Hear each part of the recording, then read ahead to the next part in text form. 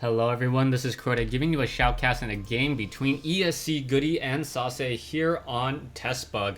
ESC Goody spawning as the purple Terran player at the 12 o'clock location.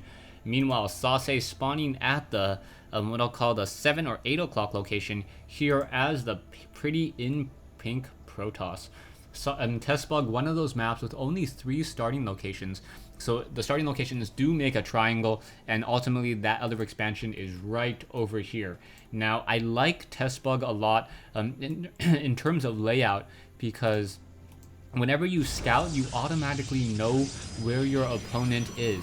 Even if you scout in the wrong direction, you at least can deduce where your opponent is just because of the process of elimination.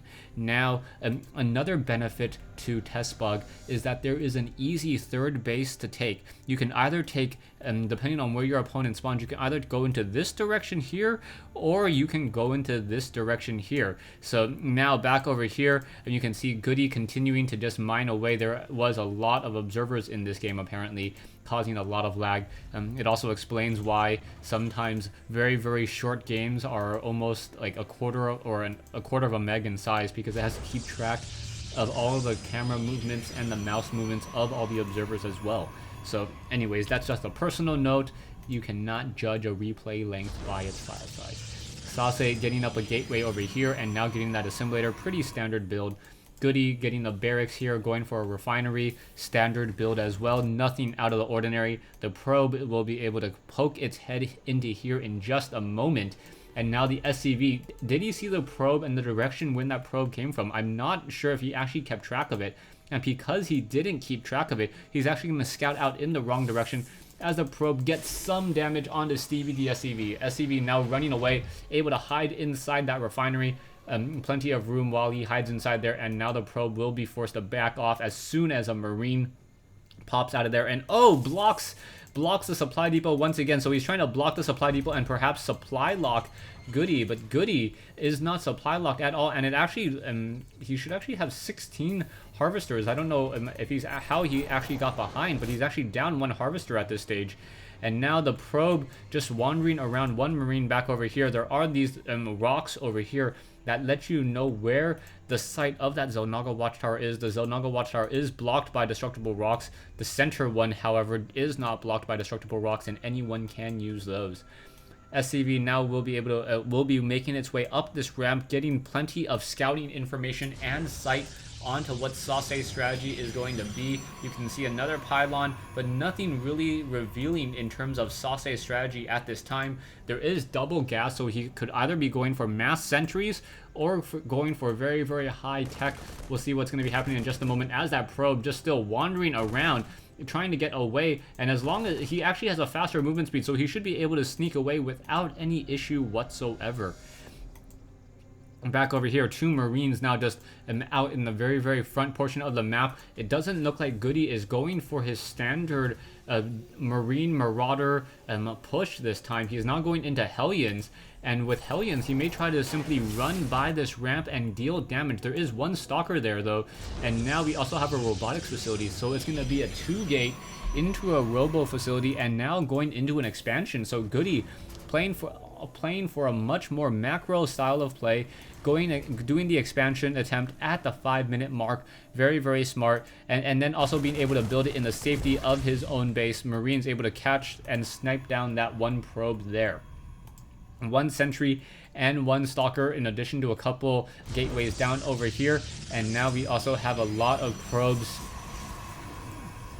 just a lot of probes just mining away, and it looks like at some point Sase needs to go for an expansion. He is near saturation at his main base, and if he doesn't expand, he at least needs to stop his probe production. He is getting an observer out now, and all of this off of 2-3 gateways with a robotics facility. Perhaps he will even try to go for a warp prism and do a little bit of warp prism play. We can see that the starport is here, and the command center is now being built here. Okay, I thought that was a command center, but it was not. And now there's that command center. So the command center is significantly later, as the medevac going to make its way in. The medevac going to drop and deal a lot of damage towards those units. There is no infernal pre-igniter, so the Hellions. 3 Hellions will be able to one-shot 1 probe, and then any additional splash over should be able to reduce the number of attacks for later rounds. We'll see what's going to be happening here as the medevac going to be doing a drop in just a moment, and we'll see how many probe kills will come about. The observer is now coming into the base, taking a look, and if he's not careful, Sase is not going to realize that there is currently Hellions inside his base. The Hellions now coming in, getting 1 probe kill already, and oh, double force fields protecting those probes. Only 1 probe was shut down there, and now the observer is just able to wander around in peace and sees pretty much exactly what it wants to see right now. So this is a 1-1-1 build, a barracks into a factory into a starport. Siege tank now being trained in addition to siege tech, upgrading to an orbital command, and now probes will be transferred to the low ground location. 1 probe per mineral patch already, and also double warping in additional assimilators. The medevac now taking a look to see if they can get any more damage. Stalkers and sentries gonna deal some damage towards that medevac there. The medevac hiding now off on that high ground, unable to get shot down, as there is now a force field. The force field preventing those Hellions from being able to drop back out. Those Hellions, however, didn't get that many kills. So 31 probes versus 30 SCVs, not very effective at all, but that sentry was able to block the Hellions, and the Hellions just simply died inside the base. A second robotics facility now coming in, so Sase perhaps going for the Colossus Stalker Sentry Ball, which would be very effective, as now the siege tank's going to siege up right on this ledge right here, providing plenty of cover, and now Marines are going to start mining out of this location as well. You can see that they're building just beyond sight on that Zelnaga watchtower, as the extended thermal lance range research is being started over here at the robotics bay. Down here, Sase should be getting 1 more probe off of this assimilator. I don't think he's going to quite notice that for a little bit of time. And now getting more and more probes off of the mineral patches here. Getting more probes on the mineral patches here and trying to get a stronger economy. At some point, a third base may be taken up by both of these players. Both players are very, very macro heavy right now. Production-wise, engineering base, siege tank, SCVs, immortals, just very powerful units being trained up on both sides. And now we are going into a mass mech strategy by Goody. So Goody getting 2 additional factories, and they may get reactors or tech labs. We'll see what's going to be completed or added onto them in just a moment. There's a reactor. Are we going to get another reactor? No, another tech lab. So it is going to be reactor, double tanks, double Hellions, and all we need now is the Infernal Pre-Igniter research in order to get the bonus damage on against sentries, zealots, and high templars. Back here, the pylons are positioned in such a way so that Hellions are unable to drive by in order to be dropped along this backside and deal any damage at all. Probes able to pretty much mine in peace. And army-wise, Sase is sitting at 1650 versus Goody's 1500.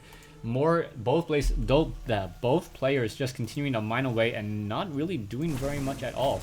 The Zealots now making their way towards the destructible rocks, and with the help of an Immortal will be able to quickly take it down. The Immortal dealing 47 damage per attack, and also attack at a very decent speed, and especially helps out against the destructible rocks, as the destructible rocks have a base of 3 armor.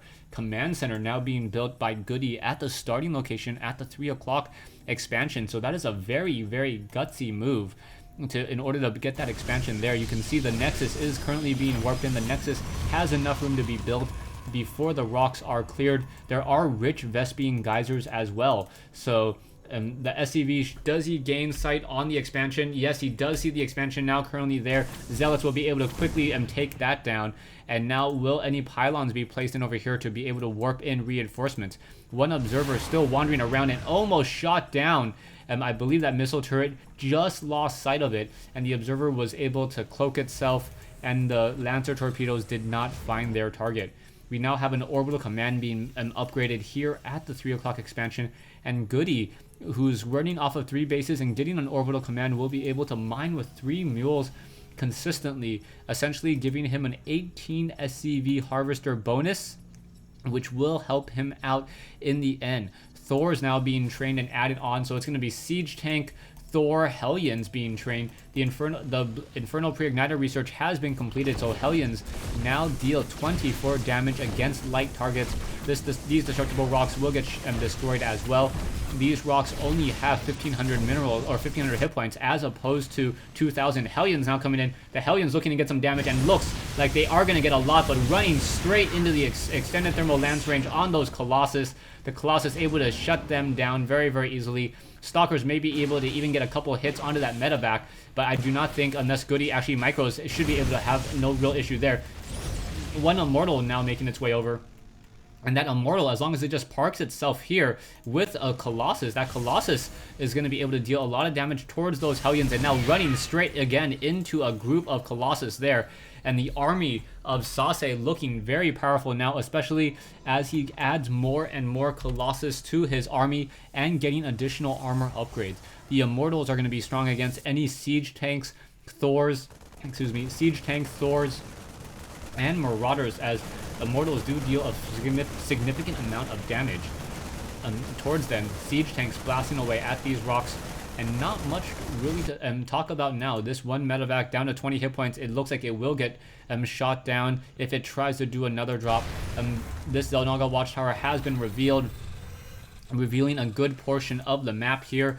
Not quite sure why no one has decided to take the center Xel'Naga Watchtower, as missile turrets are being added to the army. The missile turrets act as a deterrent against those Colossus. Colossus can get hit by missile turrets, and if they have an additional +1 range on them, the Colossus, if they try to chase after any other units, may take a lot of damage from those missile turrets.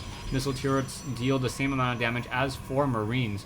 So that will add up very, very quickly, and it is also better than 4 Marines when you start to consider the Guardian shields and the armor upgrades on those Colossus. Siege tanks now slowly making their way out. Marines do not have Stimpack, do not have combat shields, so the Marines are simply just there as fodder at this time. There is a Ghost now being trained, and now more factories still being produced, as now a third expansion, or a third expansion finally being taken by Goody, or sorry, a fourth expansion now being taken by Goody, as the main base should be mining out momentarily. Multiple SCVs now building. He's already at 200 food. I guess he really likes to have supply depots in his base. Goody should be upgrading that to a planetary fortress, as it is very, very much exposed.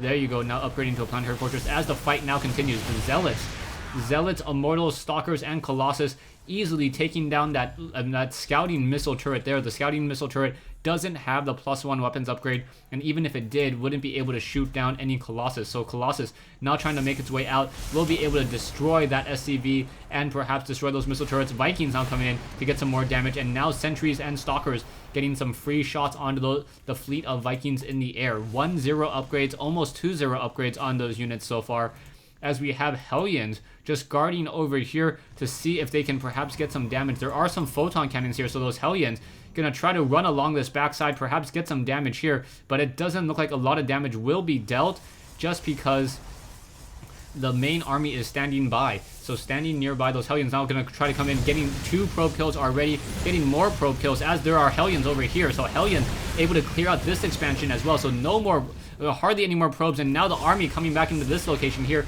And wow, we just have Sase losing probes left and right to very, very effective Hellion harassment. 84 compared to 41 probes, especially now that Goody has this expansion pretty much well fortified. These Hellions here can just continue to deal more damage, come along this backside without any Colossus here. These photon cannons are not going to be able to do very much at all. Archons, Immortals, Stalkers, Colossus should be moving out in just a moment. I believe a Psystorm would have been the much, much better choice at this point, but it may be too little, too late. It feels like, even though Goody has a much smaller army, it feels like he should be able to replenish that army much more quickly, but there are now Void Rays. So Sase, now going in with Void Rays and Colossus hallucinations, will be able to get a lot of damage and absorb a lot of damage there. So the Vikings now coming in, trying to deal more damage, both sides battling it out. Where are those Void Rays? The Void Rays are not even engaging, so those hallucinations not able to absorb anything at all. But the sheer number of this attack ball, so much damage is being dealt. Archons now going after the planetary fortress, and I take what I said back earlier. Just such a large army able to just attack their way through. So by having Sase lose so many of his probes, it actually kind of benefited Sase. Sase was able to free up 40 food